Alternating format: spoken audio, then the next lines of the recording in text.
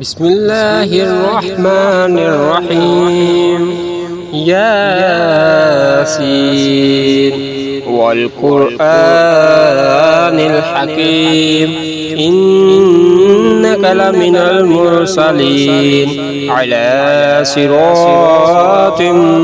مستقيم تنزيل العزيز الرحيم لتنذر قوما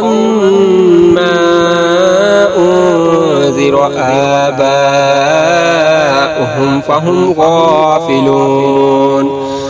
لقد حق القول على أكثرهم فهم لا يؤمنون إنا